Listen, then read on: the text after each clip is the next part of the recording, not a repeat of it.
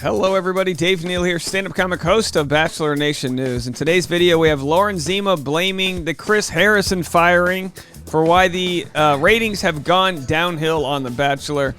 We're going to get into this story. I'm sure she probably said it in jest, but still pretty interesting. She commented that on Zacharias Reality's TikTok. King of TikTok, Zachary over there. So we're going to get into this. Follow me on Instagram at DNeals. I got stand-up show updates. I got a show in North Hollywood tonight, and then tomorrow night one in Hollywood. Follow me on Patreon at patreon.com/Dave Neal. I'm going on a tirade today, folks. I'm bringing my fastball to the Patreon to talk about some bogus things that are going on. I'm going to share a little bit more of that at the end of this video. You know, look, I just love when people want to conflate me in a certain way and what I do and put words in my mouth, and then I can just show them a video where they're completely wrong. We'll get into that in a minute here. All right, let's check out Zacharias Reality, see what he initially said that ruffled feathers. Has received the lowest ratings in season's history. And here are 5 potential reasons why. Bachelor Clues posted about the decline in ratings. Posed the question, is this an indicator of the current producer's inability to maintain an audience or the inevitable death of network television? I mean, I think the first thought is that more and more shows are moving to streaming platforms and more people watch the next day on Hulu or YouTube TV. The next thought is that more Bachelor fans seem to be invested in the actual Bachelor or Paradise versus a Bachelorette season. Then of course, we can talk about the fact that it's the summer and more people are traveling and not watching TV. And then so all these different options, of course, Zachary does a great job of presenting the variables that exist. There's always variables, right? So he posts that, and then here we have, but the real story is this. Lauren Zima goes, it's Chris Harrison for me. And then Zachary's like, Lauren, no, how could you? And of course, some people go, well, Chris Harrison's barely on the show. Well, it's not necessarily about that he's barely on the show, more so than it became a political issue. People that are anti-woke, that are like, you shouldn't fire him, or against cancel culture. Now, my whole opinion, if you go back and watch my content on all that, was like, I kind of didn't want to rush to a judgment because I thought he was defending the company, being Bachelor, and he is a scapegoat. I still believe he is a scapegoat for the show, but at the same time, he has said a lot of things over time that make you question, is this him being a scapegoat, or is he getting a little too brazen and bold in what he says? He was asked this in 2014. And he said this, the question is it a good business decision, that being to have, body diversity on the show? I just spoke at USC the other night, and I explained it like this. Look, if you've been making pizzas for 12 years, and you've made millions of dollars, and everybody loves your pizza, and someone comes and says, hey, you should make hamburgers. Why? I have a great business model, and I don't know if hamburgers are going to sell.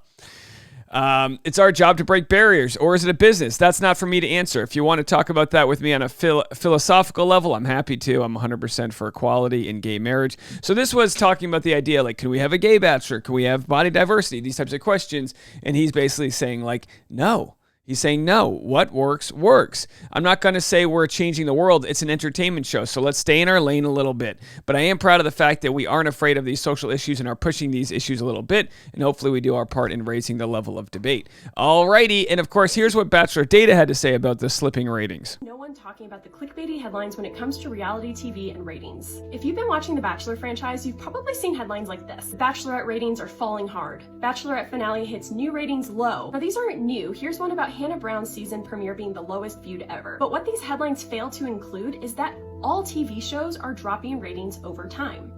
There you go. So the Voice drops, Survivor drops. Great job, Susanna. Of course, go follow her, Bachelor Data. And of course, go follow Zacharias Reality if I didn't say that already. So then, Chris Harrison gets ousted. How Chris Harrison was iced out of the Bachelor franchise. Look, he took the fall. It doesn't mean he didn't deserve it or one way or another, but he took the fall for defending the company, The Bachelor, that was pretty much letting a race issue just run amok. They were letting it run amok. They weren't commenting on it. He let Rachel Kirkconnell kind of hang out to dry. The Bachelor did, at least. And then finally she said, enough's enough, so I'm going to comment on it. And she started to put that fire out through conversation. Now, Chris Harrison waited while he was put on hold and took some time out and time to reflect and this and that. And then the longer he waited, the more he realized the show wasn't going to be bringing him back. The thing he could have done differently is started talking, started apologizing, started having difficult conversations, like they say, counsel, not cancel. Oh, you sound anti-cancel culture. I'm all about communication. I'm all about moving forward and progressing and learning from mistakes. And if Chris Harrison put his foot in his mouth and was able to learn from his mistakes,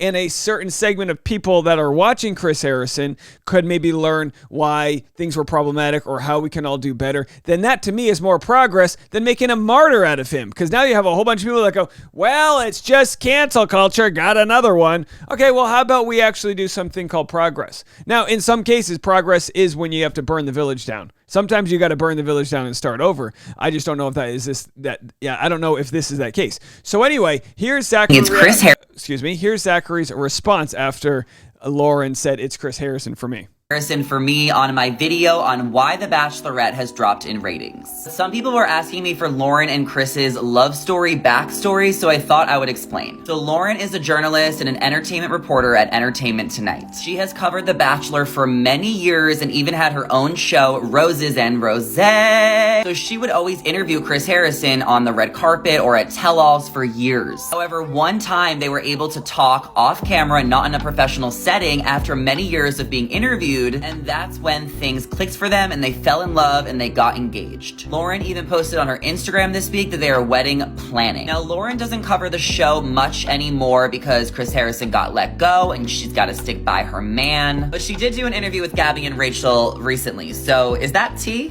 Lauren Z. Very, very well done, Zachary, explaining how they kind of got together. I'd be honest, if you put aside the firing aspect, this is like rom-com levels. She covers the show. They never get to talk privately, but then when they do, you add a little bit of a Christmas soundtrack. Bells will be ringing, and then next thing you know, jingle bell, jingle, and now they meet at it's a Christmas movie. This is a Lifetime Christmas movie, minus the part where he gets fired and all that. And people go, well, he wasn't canceled. He got $9 million, whatever. Yeah, that's 3 seasons pay for him. So this is this the 3rd season? So after this season, any of the show moving forward would have just been lost money for him, which, hey, I'm not crying for him, but that's just what it is. Now, I'm going to talk about something slightly different than this conversation, so stick with me right now. And trigger warning, it is going to include suicide, and it is going to include Johnny Depp versus Amber, and it is going to include the Me Too movement. Now, I'm just telling you that right now. If you don't want to be a part of that conversation, you can just end now. That's it. But I think you guys can agree with me. I don't want to lead the witness here, but I think we can all agree we're having difficult conversations. I don't edit my videos, and part of that is because I don't want to come off polished and perfect. If I'm stammering or having a hard time getting something right, that's because this is who I am, and this is me speaking right now. Okay? So with regards to the video I'm about to share with you, I received a comment from somebody that I thought wasn't a fair representation of what I'm doing, and I wanted to respond to that in a way that's better than just a DM. I sent the person a DM. I didn't feel good about it. I was like, this isn't, you need to hear my tone in everything I'm talking about. So I made this video on the Dave Neal Show.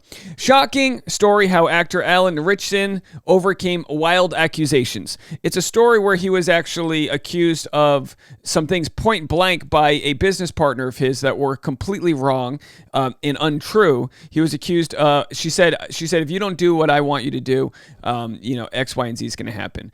And he had to get lawyers and overcome it, and it was settled, I believe, out of court. But he spiraled into a depression and tried to kill himself. It's a very fascinating story, how he overcame this world. Now, Alan Richardson is a strong, tall, good-looking white man. He's 6'2". He's like I said, he looks like he's got the world. He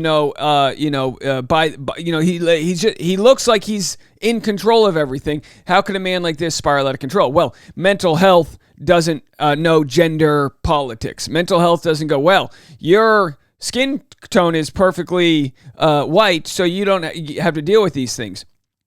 When we covered Clayton Echard dealing with the follow he had, and other people, former leads like Katie Thurston, saying this is so wrong how the show The Bachelor is just using him as the butt of their jokes and it's not good for mental health. People commented like the Clickbait podcast saying he's fine. I'm sure he's doing okay. He's literally said he's not fine. He's literally said he's had a hard time overcoming it. And people left comments. He's 6'4". He's strong. He's white. Same thing that they're getting here. So again, I'm not 6'4". I'm not really strong. I am white, but I'm not here to defend them, but just to say we need to do a better job digesting the fact that just because someone looks not like you or is of a different gender doesn't mean they're not going through their own issues. And it's not to make light of anybody else's issues. So I made this video, and I say that I relate it back to Johnny versus Amber because I made a lot of content about them. I decided not to choose sides until I listened to every argument that was made, and I listened to every minute of the trial, and then I decided, along with the jurors in that trial, that there wasn't enough evidence to say that he did what she was accusing him of doing. And because of that, there's a small subsegment of people that go, oh, now women won't be believed. I just reject that. I reject that when we look like real closely at specific issues that we then have to worry about other issues. So anyway, I'm going to read the comment that I got and then I'll respond. Dave, please don't be such a big part of the Me Too backlash. I'm not. I was upset. It was upsetting to see how you covered the Amber Heard case, and it seems like you're on a trend to post videos about victimized men. So whenever someone says it seems like, that's just like on a trend. Do you know how many videos I make about Britney Spears? Do you know how many videos I've made about those TikTok twins that were, in some weird cult? The Dave Neal Show covers a vast array of things. Cassie, Randolph. I mean, how many stories have I made that have been pro victims being heard? How many stories have we covered? I think I'm the only one within all of the Bachelor world, only one that covered that horrible story in Minnesota where a victim's friend shared their story and we gave that a platform. Dangerously so, where I was like, do I need to get a lawyer here? Am I going to get sued for this?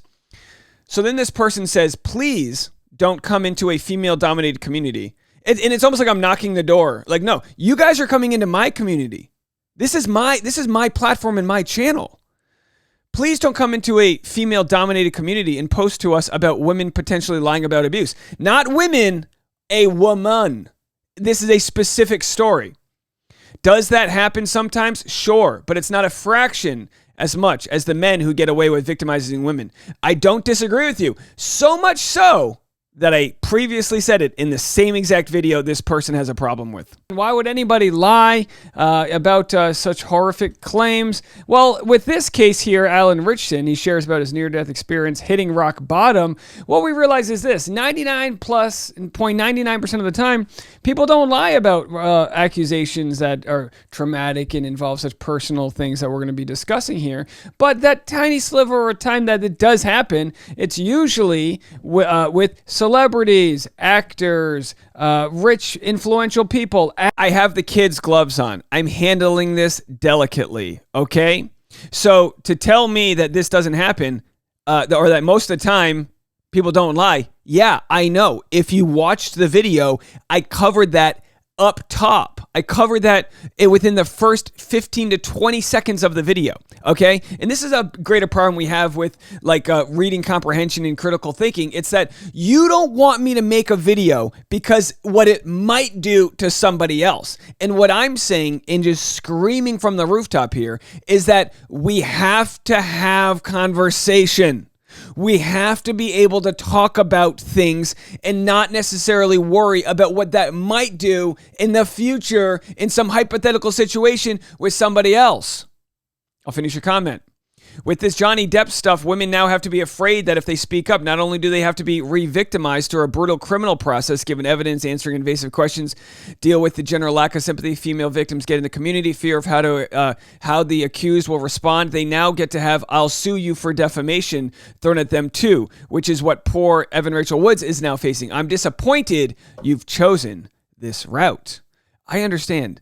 It's a brutal system that is set up where a lot of times victims have to come forward and they're dealing with untrained police officers and people that don't believe them and slut shame them. What were you wearing? Had you been drinking? All these things.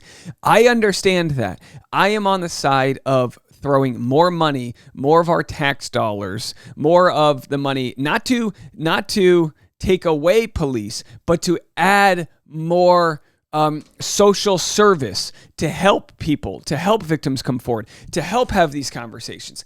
I'm all for that. My track record is there. But with that said, that doesn't mean that these stories don't get to be told as well. Hard stop. Let me know what you guys think. Leave a comment if you want to watch that video. It's over at The Dave Neal Show. We'll be back. More content coming your way. I'm going live on Patreon at 10 a.m. Pacific time. Bye, everybody.